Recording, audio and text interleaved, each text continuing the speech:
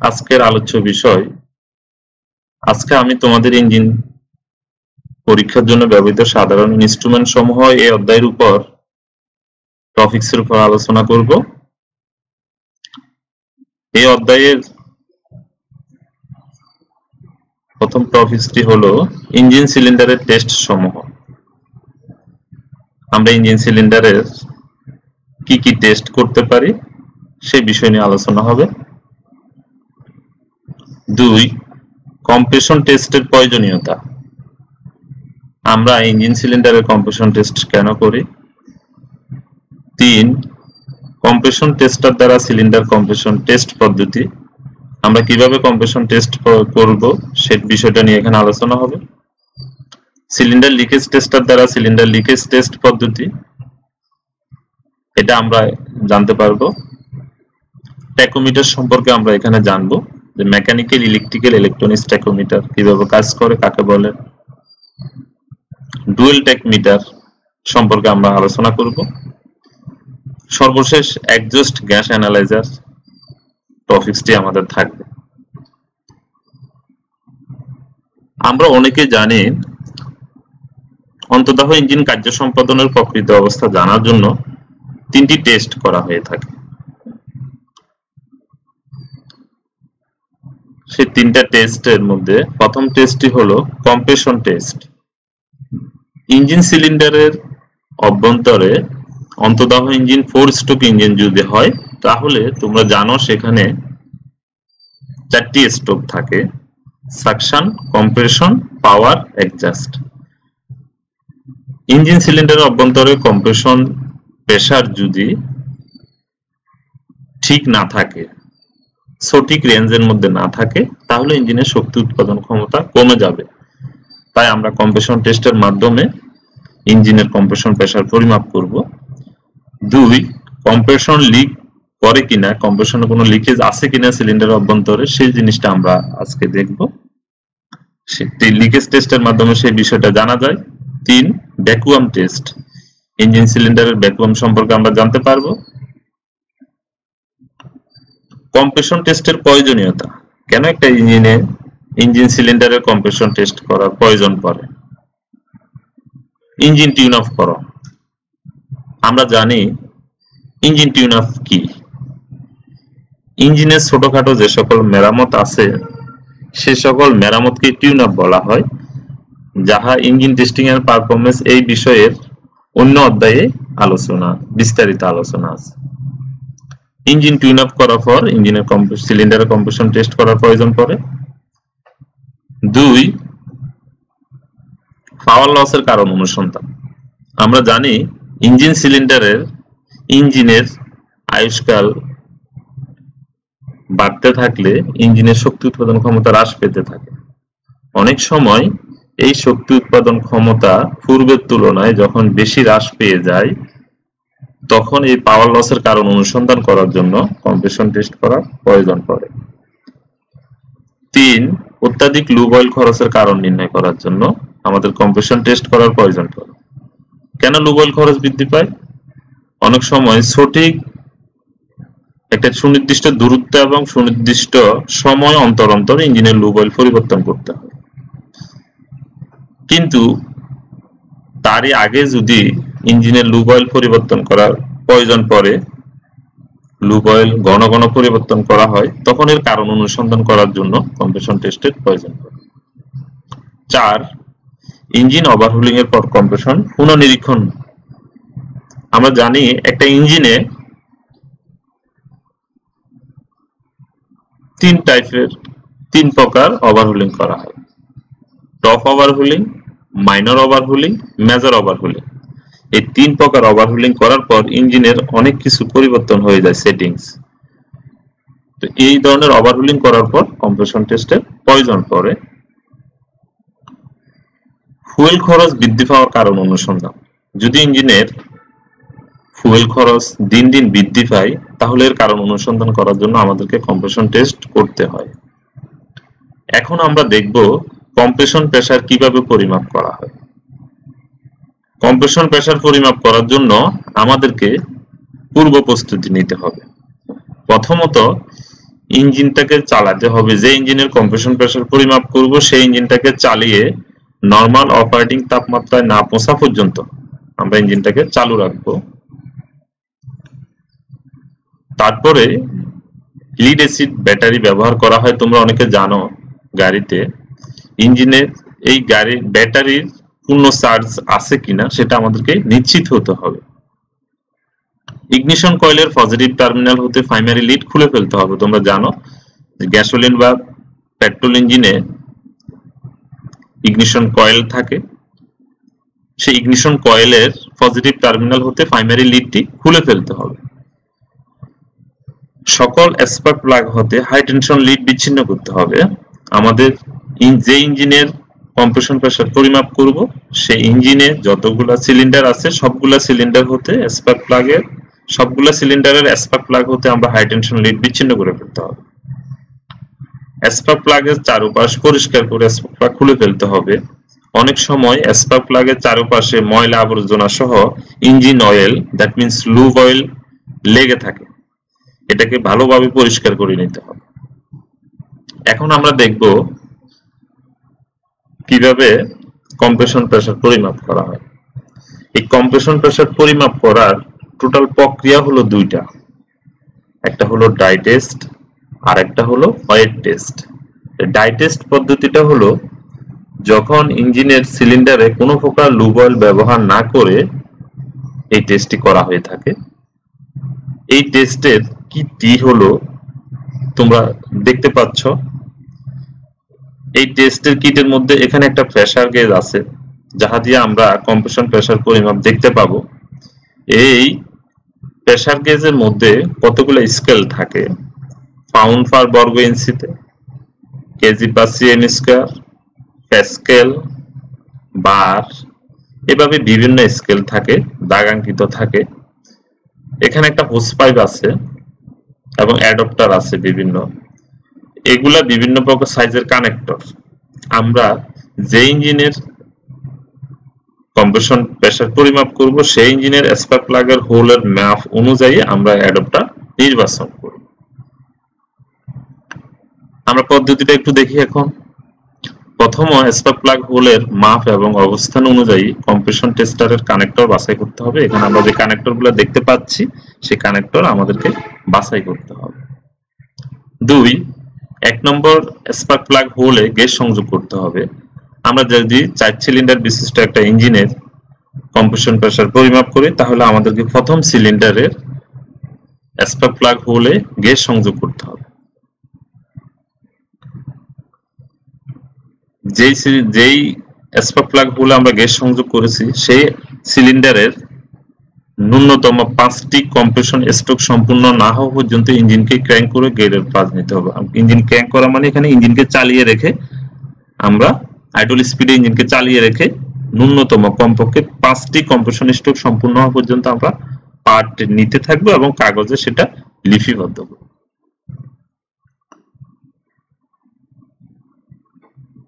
এরপরে এই প্রেসার গেজের মধ্যে এখানে একটা জিনিস, প্রেসার গেজের মধ্যে চেক বাল্ব থাকে। আমরা যে রিডিংটি পেয়েছি সেটি ধরে রাখার জন্য এই চেক বাল্ব ব্যবহার করা হয়। পরবর্তীতে প্রেসার গেজ থেকে বাতাস বের করে দেওয়ার জন্য রিলিজ বাল্ব চেপে আমরা সে বাতাসগুলোকে বের করে দিয়ে গেজের কাঁটা শূন্যে নিয়ে আসব। এভাবে ধারাবাহিকতা রক্ষা করে সবগুলো সিলিন্ডারের কম্প্রেশন টেস্ট করে আমরা কাগজে লিপিবদ্ধ করব। পরবর্তীতে ইঞ্জিনের ম্যানুয়াল হতে কম্প্রেশন প্রেসার জেনে প্রাপ্ত পার্ট মিলাতে হবে। তোমরা জানো প্রতিটা ইঞ্জিনের স্পেসিফিকেশন অনুযায়ী অথবা ক্যাটালগ বইতে ইঞ্জিনের কম্প্রেশন প্রেসার কত হবে সেটা লেখা থাকে। আমরা টেস্ট করার পর ওই ইঞ্জিনের প্রাপ্ত ক্যাটালগ বইয়ের সাথে রিডিং এর সাথে আমাদের প্রাপ্ত ফলাফল মিলিয়ে দেখব। যদি এমন হয়, যদি কোনো সিলিন্ডার বা সবগুলো সিলিন্ডারের নরমাল অপেক্ষা প্রেসার কম পাওয়া যায়, স্বাভাবিকের চাইতে প্রেসার যদি কম পাওয়া যায় তাহলে আমাদেরকে কম্প্রেশন প্রেসার পরিমাপ করার জন্য সঠিক কম্প্রেশন প্রেসার পাওয়ার জন্য আরেকটা পরীক্ষা করতে হবে। সেটা কি? সেটা হলো ওয়েট টেস্ট। ওয়েট টেস্ট কিভাবে করা হয়? ইঞ্জিনের স্পার্ক প্লাগ, প্রতিটা সিলিন্ডারের স্পার্ক প্লাগ হলে 1 চা চামচ লুব অয়েল দিয়ে যে টেস্টটা করা হয় তাকে আমরা ওয়েট টেস্ট বলি। এই টেস্টটি করার জন্য প্রথমে আমাদেরকে ডাই টেস্ট সম্পূর্ণ করতে হয়। ডাই টেস্ট সম্পূর্ণ করার পর যখন আমরা প্রেসার কম পেয়ে থাকি তখনই আমাকে ওয়েট টেস্টে যেতে হয়। এখানে আমরা একটা চিত্র দেখতে পাচ্ছি। এখানে দেখা যাচ্ছে যে প্রতিটা সিলিন্ডারের স্পার্ক প্লাগ হলে 1 চা চামচ লুব অয়েল দেওয়া হচ্ছে। আমরা এখন এই ওয়েট টেস্ট পদ্ধতিটি কিভাবে করে সেটা দেখব। প্রথমে সবগুলো সিলিন্ডারে 1 চা চামচ লুব অয়েল ঢালতে হবে, যেটা আমি তোমাদেরকে শুরুতে বলেছি। দ্বিতীয়ত 1 নম্বর সিলিন্ডার ব্যতীত সবগুলো সিলিন্ডারের স্পার্ক প্লাগ আলাদাভাবে লাগিয়ে রাখতে হবে। 3, 1 নম্বর সিলিন্ডারে স্পার্ক প্লাগ হলে কম্প্রেশন টেস্টার সংযোগ করতে হবে এবং পার্ট লিখে রাখতে হবে। আমরা প্রথম সিলিন্ডারে স্পার্ক প্লাগ হলে কম্প্রেশন টেস্টার সংযোগ করব এবং প্রাপ্ত রিডিংটা আমরা লিখব। 1 নম্বর সিলিন্ডার থেকে টেস্টার বিচ্ছিন্ন করে স্পার্ক প্লাগ লাগিয়ে রাখতে হবে। আমরা যেই সিলিন্ডারের কম্প্রেশন টেস্টের পার্ট নিচ্ছি সেই সিলিন্ডার পুনরায় স্পার্ক প্লাগ লাগিয়ে দিতে হবে। এভাবে প্রত্যেকটা সিলিন্ডার একইভাবে সবগুলো সিলিন্ডারে পরীক্ষা করে আমরা পার্ট লিখব। এইভাবে আমরা ধারাবাহিকভাবে সবগুলো সিলিন্ডার, যদি 4 সিলিন্ডার হয় তাহলে আমরা 4 বার এভাবে পার্ট নিব। পার্ট নিয়ে আমরা নোট করব। এখানে একটা বিষয় পরবর্তীতে যেটা করতে হবে সেটা হলো পরীক্ষা শেষে আমরা সমস্ত বিচ্ছিন্ন অংশ পুনরায় সংযোগ করতে হবে, কারণ আমরা শুরুতে spark plug, high tension lead এগুলো আমরা বিচ্ছিন্ন করে ফেলেছিলাম। এখন আমরা পুনরায় যে অংশগুলো আমরা বিচ্ছিন্ন করছি সমস্ত অংশগুলো ইঞ্জিনে লাগিয়ে দিতে হবে। এখানে একটা বিশেষ দ্রষ্টব্য, ডিজেল ইঞ্জিনের ক্ষেত্রে কোনো প্রকার ওয়েট টেস্ট করা যাবে না, এতে দুর্ঘটনা ঘটার সম্ভাবনা থাকে। এই বিষয়টা আমাদেরকে মাথায় রাখতে হবে। আমরা এতক্ষণ ধরে যে ডাই টেস্ট এবং ওয়েট টেস্ট করলাম সেটা হলো গ্যাসোলিন বা পেট্রোল, গ্যাসোলিন টাইপ ইঞ্জিন অথবা পেট্রোল ইঞ্জিনের জন্য। এখন আমরা ফলাফল মূল্যায়ন করব। এখন আমরা দেখব যে যদি সবগুলো সিলিন্ডারের কম্প্রেশন প্রেসার কম কিন্তু নরমালের সাথে 25% এর নিচে না, নরমাল প্রেসার যেটা থাকার কথা তার সাথে 25% এর নিচে না, তাহলে আমাদেরকে ধরে নিতে হবে ইঞ্জিনের ভিতরে অংশসমূহের অবস্থা ভালো। ওকে। পরবর্তীতে যদি কোনো সিলিন্ডারের ডাই টেস্টের সময় প্রেসার কম ছিল, ওয়েট টেস্টের সময় প্রেসার বৃদ্ধি পেয়েছে। ডাই টেস্টের সময় কম ছিল কিন্তু ওয়েট টেস্টে বৃদ্ধি পেয়েছে, তাহলে আমাদের ধরে নিতে হবে ইঞ্জিন সিলিন্ডারের অভ্যন্তরে পিস্টন রিং আছে, পিস্টন আছে, সিলিন্ডার ওয়াল আছে, এদের কোনো একটি ক্ষয়প্রাপ্ত হয়েছে অথবা সবগুলো ক্ষয়প্রাপ্ত হয়েছে। যার ফলে কি হয়েছে, আমরা যখন লুব অয়েল দিয়েছি তখন ওই ক্ষয়প্রাপ্ত জায়গাটি ফিল আপ হয়ে গিয়েছে, প্রেসার বৃদ্ধি পেয়েছে। এটা হলো এই 2 নম্বর পয়েন্টের বিশেষ নোট। কারণ পিস্টন রিং, সিলিন্ডার ওয়াল এর কোনো একটি ক্ষয়প্রাপ্ত হওয়ার কারণে ডাই টেস্টে প্রেসার কম ছিল, যখন আমরা ওয়েট টেস্ট করে লুব অয়েল দিয়েছি তখন কি হয়ে গেছে, প্রেসার বৃদ্ধি পেয়েছে। পাশাপাশি 2 সিলিন্ডারের ডাই টেস্ট এবং ওয়েট টেস্টে প্রেসার কম ছিল।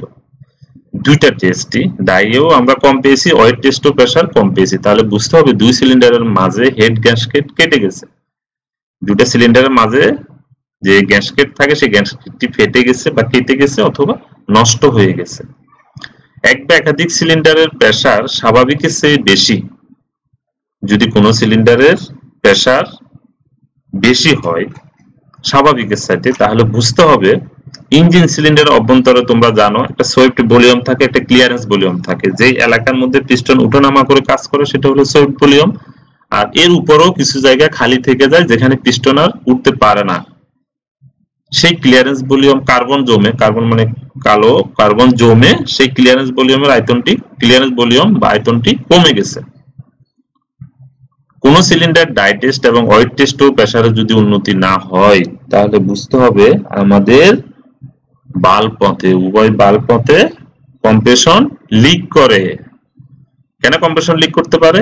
বাল্ব সিট বা বাল্ব ফেজ এদের কোনোটি ক্ষয়প্রাপ্ত হয়েছে, উল্লেখিত কারণে আমাদের কম্প্রেশন লিক করে। কারণ এই বাল্ব ছাড়া কম্প্রেশন লিক করার আর কোনো জায়গা নেই, পথ নেই। এখন আমরা ইঞ্জিন সিলিন্ডারের দ্বিতীয় টেস্ট নিয়ে আলোচনা করব। এতক্ষণ আমরা কম্প্রেশন প্রেসার পরিমাপ পদ্ধতি দেখলাম। সিলিন্ডার লিকেজ টেস্ট, আমরা ইঞ্জিনের কম্প্রেশন প্রেসার পরিমাপ করছি। এখন আমরা দেখব কম্প্রেশন লিক করে কিনা। তা আমাদেরকে কম্প্রেশন লিক করার জন্য পূর্ব প্রস্তুতি নিতে হবে। একটা পেট্রোল ইঞ্জিন লাগবে, একটি এয়ার কম্প্রেসর লাগবে, একটা লিকেজ টেস্টার কিট লাগবে, একটা বাঁশি লাগবে, পয়জনি অ্যাডাপ্টার, হোস পাইপ, খাতা কলম, অ্যাপ্রন। এই বিষয়গুলো হলো আমাদের সিলিন্ডারের লিকেজ টেস্ট করার সময় লাগবে। এখানে আমরা একটা চিত্র দেখতে পাচ্ছি, এটা ইনটেক বাল্ব, এক্সস্ট বাল্ব, হেড, পিস্টন, যাই হোক এখানে এটা হলো লিকেজ টেস্টার। এই লিকেজ টেস্টারে এখানে এয়ার প্রবেশ করে একটা হোস পাইপের মধ্য দিয়ে আমরা ভিতরে ইঞ্জিন সিলিন্ডারে বাতাস প্রবেশ করাবো। সেখানে বাতাসের প্রেসার কত আর লিকেজের পরিমাণ পার্সেন্টেজ কত সেটা এই জায়গায় শো করবে। লিকেজ শো করবে এই গেজের মধ্যে, আর যে বাতাস আমরা প্রবেশ করাবো সেই বাতাসের প্রেসার কত সেটা শো করবে এই গেজের মধ্যে। এখন আমরা দেখব কিভাবে টেস্টটি করে। ইঞ্জিন হতে সবগুলো spark plug, air cleaner, crankcase, filler cap, dip stick, radiator cap খুলে ফেলতে হবে। এগুলো কেন খুলতে হবে? কারণ আমরা দেখব কোন জায়গা দিয়ে লিক আছে। থ্রটল বাল্ব পূর্ণ খোলা অবস্থায় রাখতে হবে এবং রেডিয়েটরের নির্দিষ্ট লেভেল পর্যন্ত পানি পূর্ণ করতে হবে। আমরা জানি ইঞ্জিনের থ্রটল বাল্ব থাকে। থ্রটল বাল্ব কোথায় থাকে? কার্বুরেটরের অ্যাক্সিলারেটর প্যাডেলের সাথে থ্রটল বাল্ব থাকে। সেই থ্রটল বাল্বটি আমাদেরকে পূর্ণ খোলা রাখতে হবে এবং রেডিয়েটরের নির্দিষ্ট লেভেল পর্যন্ত পানি পূর্ণ করতে হবে। আমরা যে এয়ার কম্প্রেসর থেকে একটা এয়ার কম্প্রেসর প্রয়োজন আছে, সেই এয়ার কম্প্রেসর দিয়ে আমরা বাতাস দিব। সেই এয়ার কম্প্রেসরের বাতাসের প্রেসার ন্যূনতম 90 psi, pound per square inch প্রতি বর্গ ইঞ্চিতে কমপক্ষে 90 psi চাপ থাকতে হবে, তার উপরে তুলতে হবে এবং এয়ার হোস পাইপ টেস্টারের পিছনে নির্দিষ্ট স্থানে এটাকে সংযুক্ত করতে হবে। চিত্র অনুযায়ী এটাকে দেখা যাচ্ছে। 1 নম্বর সিলিন্ডারে স্পার্ক প্লাগ হলে বাঁশিটি স্থাপন করতে হবে। স্পার্ক প্লাগ হলে আমরা বাঁশি স্থাপন করব। এখানে কেন বাঁশি স্থাপন করব? কারণ আমরা জানি যে ইঞ্জিন সিলিন্ডারের ভিতরে সাকশন, কম্প্রেশন, পাওয়ার, এক্সস্ট কোন স্ট্রোক চলতেছে সেটা আমরা বাইরে থেকে বুঝতে পারি না। যার কারণে বাঁশি আমরা ব্যবহার করলে যদি কম্প্রেশন স্ট্রোকে এসে তাহলে ভিতর থেকে কম্প্রেশনের বাতাস বাঁশির মধ্যে দিয়ে গিয়ে বাঁশিটি বেজে উঠবে, সাথে সাথে আমরা বুঝতে পারবো যে এখন পিস্টনটি কম্প্রেশন স্ট্রোকে আছে। এবার আমরা ফ্লাই হুইল ঘুরিয়ে 1 নম্বর পিস্টন কম্প্রেশন স্ট্রোকে টিডিসি তে আনতে হবে এবং বাঁশিটি উচ্চ শব্দে বাজতে থাকে এবং টিডিসি তে মার্ক মিলে যাওয়া কম্প্রেশন স্ট্রোকে টিডিসি অবস্থান নিশ্চিত করে। এটা আমরা একটু আগে বলেছিলাম। তার মানে পিস্টন টিডিসি তে অবস্থান করতেছে, বাঁশিটি বাজলে এবং সিলিন্ডারের মধ্যে কম্প্রেশন স্ট্রোক চলমান। বাঁশিটি এবার অপসারণ করে সিলিন্ডার লিকেজ টেস্টার উপযুক্ত কানেক্টর, আমরা যে কানেক্টরগুলো ব্যবহার করার কথা সেই কানেক্টরগুলো আমরা স্পার্ক প্লাগ হলে সংযোগ করব এবং গিয়ার ইনগেজ রেখে পিস্টনকে স্থির রাখতে হবে। আমাদেরকে যেহেতু এটা কম্প্রেশন স্ট্রোক এবং পিস্টন টিডিসি তে থাকতে হবে, এটাকে স্থির রাখতে হবে। এয়ার প্রেসার সরবরাহ করে মিটার রিডিং পর্যবেক্ষণ করতে হবে। আমরা যে এয়ার প্রেসার আছে এয়ার কম্প্রেসর থেকে সেই প্রেসারের বাতাস আমরা সিলিন্ডার অভ্যন্তরে দিয়ে আমরা দেখবো এবং পর্যবেক্ষণ করব। যদি 20% এর ঊর্ধ্বে লিকেজ দেখায় তাহলে বুঝতে হবে কম্প্রেশন লিক আছে। এখানে পার্সেন্টেজ আছে, যদি 20% এর বেশি লিক দেখায় তাহলে বুঝতে হবে কম্প্রেশন লিক করে।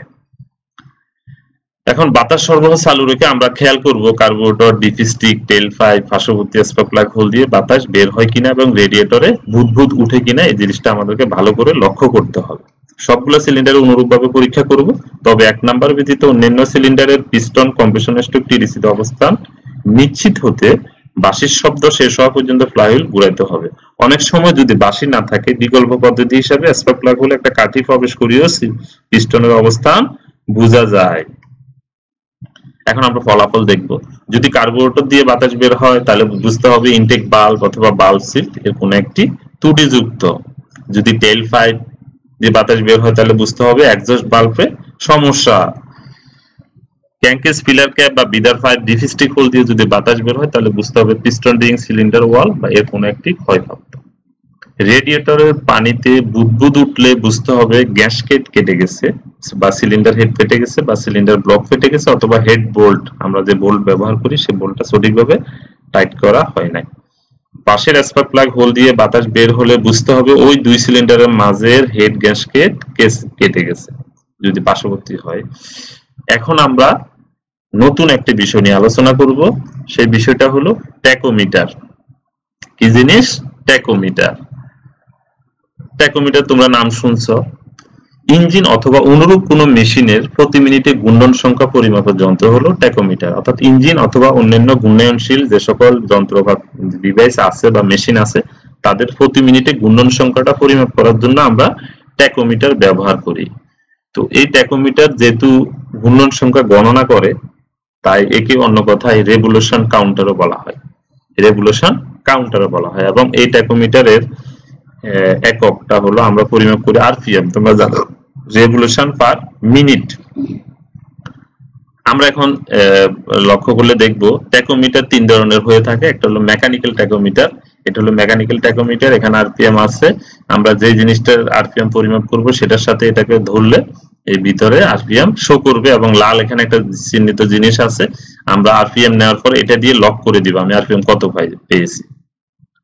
তারপরে ইলেকট্রিক্যাল ট্যাকোমিটার, এটা আমরা এই সরাসরি ওই যে ডিভাইস ঘুরবে তার সাথে ধরলে এখানে ডিজিটাল প্রক্রিয়া, এখানে অ্যানালগ আর এখানে ডিজিটাল প্রক্রিয়ায় সংখ্যাটা উঠবে। ইলেকট্রনিক্স ট্যাকোমিটার, যেটা আমরা গাড়িতে দেখি, অনেক সময় এখানে ডিজিট আকারে সরাসরি উঠবে। ইলেকট্রনিক ট্যাকোমিটার সেন্সরের মাধ্যমে ব্যবহার করা হয়ে থাকে, অনেক সময় তার দিয়ে সংশ্লিষ্ট যন্ত্রের সাথে লাগাই দিলেও সেখানে এটা রিডিং পাওয়া যায়। তো তোমরা এখানে ট্যাকোমিটারের বিস্তারিত, মেকানিক্যাল ট্যাকোমিটারের গঠন কার্যপ্রণালী সম্পর্কে বইতে বিস্তারিত আলোচনা আছে, সেটা একটু দেখার চেষ্টা করব। এখন আমরা যেটা দেখব সেটা হলো ডুয়েল অ্যাঙ্গেল বা ক্যাম অ্যাঙ্গেল। ডুয়েল অ্যাঙ্গেল বা ক্যাম অ্যাঙ্গেল তোমরা অনেকে জানো। সিবি পয়েন্ট বন্ধ অবস্থায় ডিস্ট্রিবিউটর শ্যাফট, সিবি পয়েন্ট বন্ধ অবস্থায় ডিস্ট্রিবিউটর শ্যাফট যে কৌণিক দূরত্ব অতিক্রম করে তাকে ডুয়েল অ্যাঙ্গেল বা ক্যাম অ্যাঙ্গেল বা ডুয়েল কোণ বলে। কি জিনিস এখানে? সিবি পয়েন্ট বন্ধ থাকা অবস্থায় ডিস্ট্রিবিউটর শ্যাফট, আমরা জানি সিবি পয়েন্টের ভিতরে ডিস্ট্রিবিউটর থাকে, এই ডিস্ট্রিবিউটরের মধ্যে ডিস্ট্রিবিউটর শ্যাফট যে কৌণিক দূরত্ব, যে অ্যাঙ্গেলটা অতিক্রম করে তাকে আমরা ডুয়েল অ্যাঙ্গেল বা ক্যাম অ্যাঙ্গেল বা ডুয়েল কোণ বলে থাকি। সাধারণত ডুয়েল অ্যাঙ্গেল মিটার দ্বারা এটাকে পরিমাপ করা হয়। এখানে উল্লেখ্য আরেকটা বিষয় হলো, আমরা 4 থেকে 12 সিলিন্ডার বিশিষ্ট ইঞ্জিনে ডুয়েল অ্যাঙ্গেল পরিমাপ করতে পারি। আবার অনেক সময় এখানে একটা সতর্কীকরণ বিষয় হলো, বিশেষ নোট, সেটা হলো সিবি পয়েন্ট যত কম সময় বন্ধ থাকবে, সিবি পয়েন্ট যত কম সময় বন্ধ থাকবে, এই যে সিবি পয়েন্ট যত কম সময় বন্ধ থাকবে ডুয়েল অ্যাঙ্গেলের পরিমাণ তত কম হবে।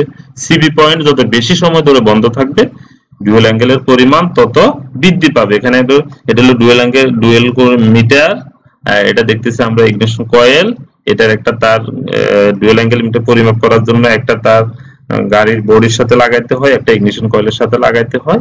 লাগানোর পরে আমরা এখানে, এটা হলো অরিজিনাল জিনিস, আর এটা হলো চিত্র দেখতেছি, এটা হলো সিবি পয়েন্ট, এটা হলো ব্রেকার। এই সিবি পয়েন্টটা যত বেশি সময় বন্ধ থাকবে ডুয়েল অ্যাঙ্গেলের পরিমাণ তত বেড়ে যাবে, যত কম সময় বন্ধ থাকবে ডুয়েল অ্যাঙ্গেলের পরিমাণ তত কম হবে। এখানে আমরা 4 সিলিন্ডার বিশিষ্ট ইঞ্জিনের ডুয়েল অ্যাঙ্গেল দেখিয়েছি তোমাদেরকে।